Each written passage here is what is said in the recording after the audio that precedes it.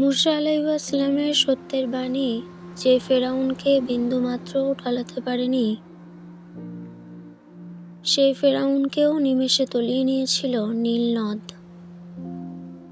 যে সুখের আকাঙ্ক্ষায় তুমি কখনোই অনুভব করনি আমার প্রেম, সেই সুখই যেন একেবারে তলিয়ে নেয় তোমায়।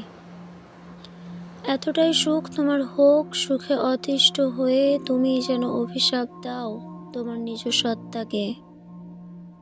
সুখের উপর এতটাই অরুচি তোমার হোক, তুমি যেন স্বর্গকেও করো অস্বীকার।